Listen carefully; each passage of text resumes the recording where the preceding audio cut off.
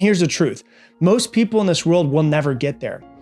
Not because they can't, but because they're playing the wrong game. And so today I want to give you 9 different habits that will actually build your wealth. And I really want you to listen to this because it's not about getting rich. It's about breaking yourself free from the game of having to always be making money.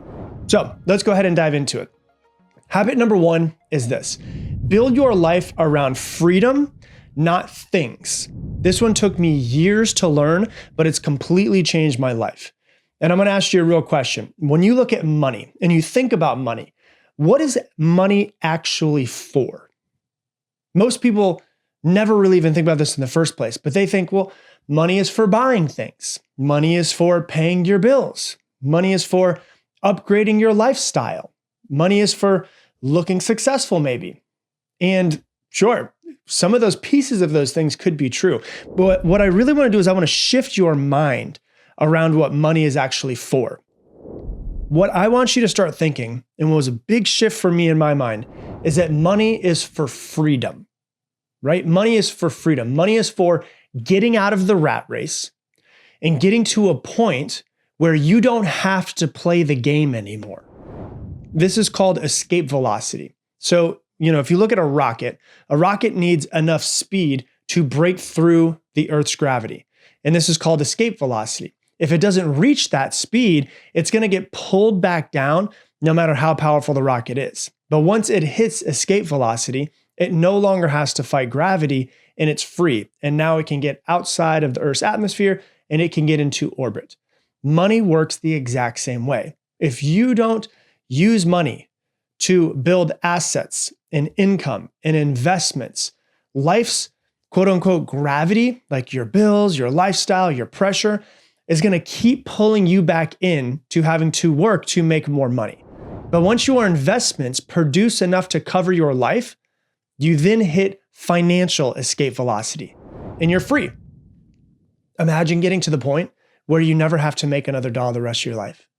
Not because you're so rich, but because your investments are now paying for your life. That's really the goal. But most people never get there because every time they make more money, what do? They spend more money. And so we live in a consumer society where we think we need to buy more when we make more. We need to upgrade our car, even though the one that we have worked perfectly fine, simply because we just started making more money. And this is what most people do. So they get stuck and they play the game every single day until sometimes they die because they've just been buying stuff. But let me say it again because it is extremely important for you to understand. The goal is not to make more money. The goal is to eventually need money less. You want to build your life in a way that your expenses are controlled, your investments are growing, and you like your need to keep playing the game and working is shrinking. And you can get to a point where you can just disappear from the game. That's how you win. And we will be right back. Hey, if you're still watching this video, you're the type of person who wants to learn and grow and improve yourself. Do me a favor, check below and see if you have subscribed to this channel. If you have not, do me a favor, hit that subscribe button so that you and I can go on this journey of self-improvement and making your life better. So if you would subscribe to me, I would appreciate it. And now back to the show. Most people are trying to look rich and to feel important. Very few people are trying to get free. But the ones who do get free, that's where they make an amazing life. You want to make money, you want to save that money, you want to invest that money, right? Have that money make new money for you when you invest it. Figure out how much money you need to make yearly to remove yourself from the game and then get to a point where your investments are making that much money per year. For most people, it's way less money than you actually realize. So that's number 1. Number 2 is to start treating money like a tool and not a goal. Like money's not the purpose of your life. Money is a tool. And I really want you to think about that because tools are just meant to be used, not to be worshiped. Like you don't wake up and say, oh, I want to worship my hammer today, right? No, you say like, hey, I've got a hammer. What can I build with it? But money, like if people flip it, people worship it. They stop asking, like, hey, what kind of life do I actually want? And they start just thinking, how can I make more money? How can I make more money? How can I make more money? There's no real actual goal to making money. And that's a big shift. And that's where most people really go wrong with it because when money becomes your goal in life, please believe me, my money was my goal in life for a long time. So I have really had to pull myself out of this. But when money becomes your goal, you lose the plot. You start making decisions that don't actually make your life better. So you work jobs that you hate, you stay stressed all the time, you sacrifice your time and your health and your relationships, all for a number that you think will somehow fix everything. But the truth is, money's not going to fix your life. Money just amplifies who you already are. The only problems that money solves are money problems. That's it. If you're stressed now, I promise you, you will be stressed with more money. You're just going to be a rich, stressed person. If you're unhappy now, it's not going to make you happy. You'll just be unhappy with more money. If you don't have purpose now, money won't magically give it to you. And that's why you see people all of the time who make millions of dollars and they're still miserable. And you're like, how could that be? They make so much money. How could they be miserable? It's because they chased a tool. They worshiped a tool and they forgot the life that they wanted to build with that tool. They built the money, but they never built the life around it. So now they have wealth and they have no freedom. They have no peace. They have no real fulfillment in their life. And this is where I really want you to flip your thinking. Money should serve your life, not make you a slave to make more. So you should decide first, like, how do you want to live? What type of life do you want? What do you want your days to look like? What actually makes you feel fulfilled? And then use money for that as the tool that it was made to build that life.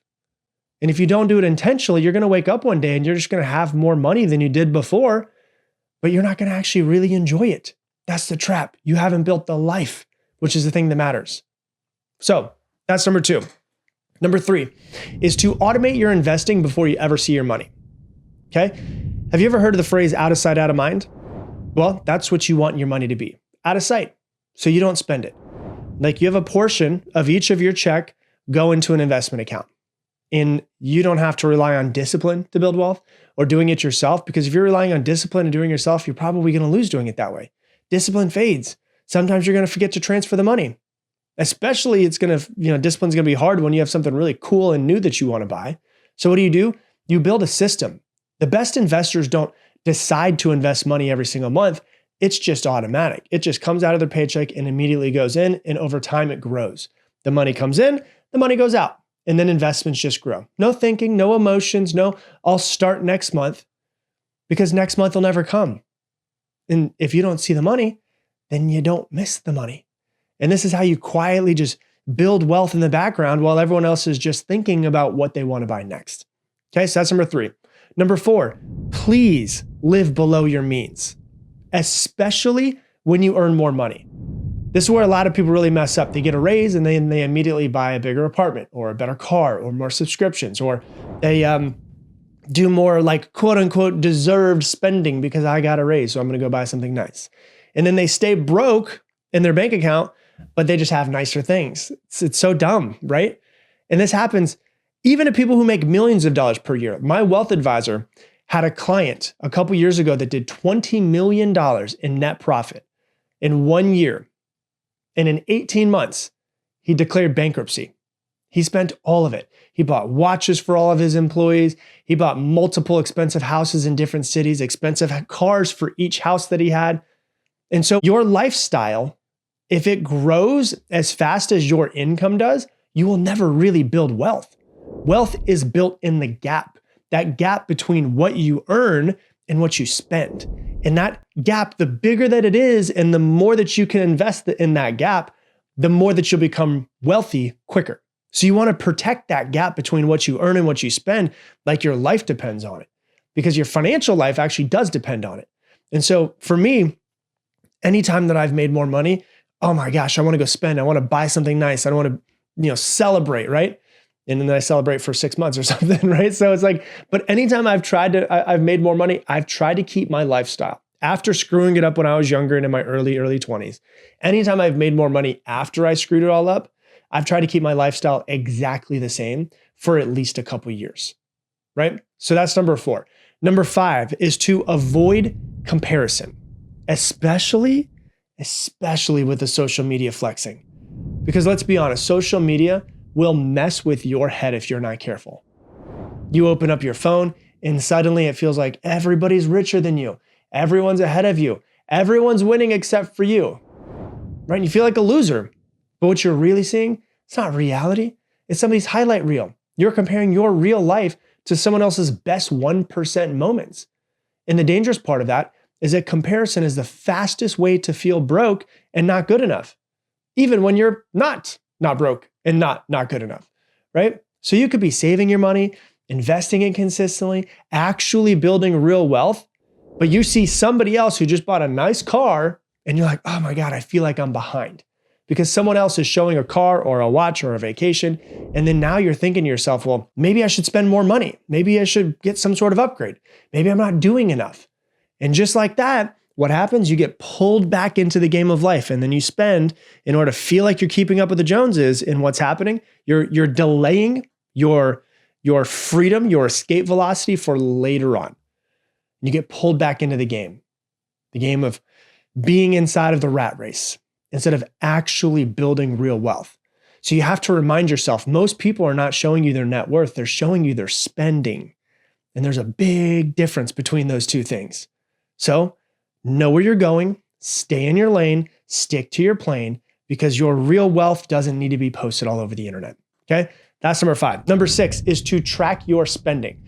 You wanna know where every single dollar goes.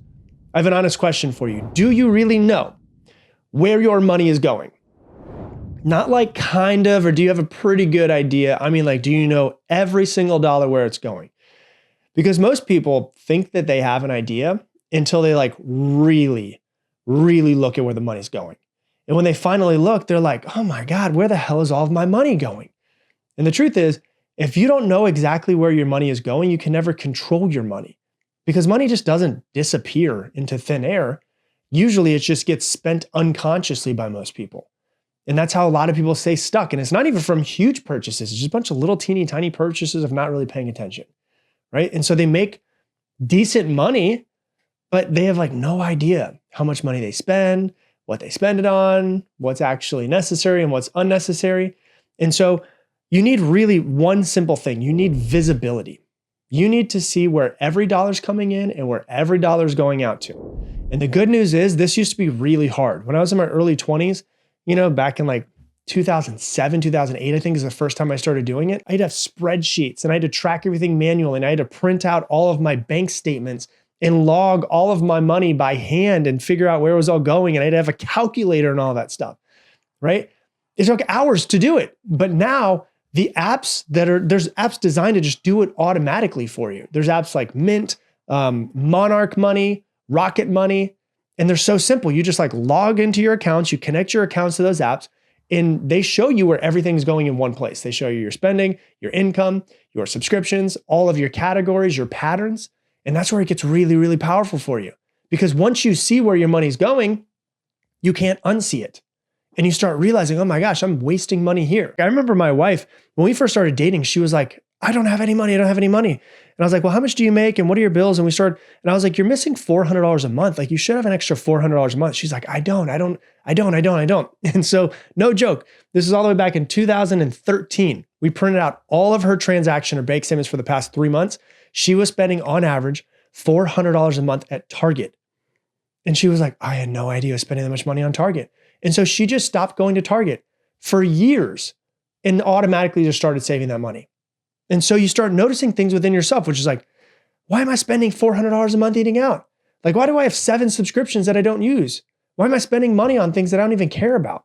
And that awareness is what actually starts to create change. And once you see the leaks in your bank account and in what you're doing, you can fix them and you can plug up those leaks and you can invest more. Okay, so that's number 6. Number 7 is to track your net worth consistently. You don't need to obsess about it. You just need to be aware, because what you track, you improve.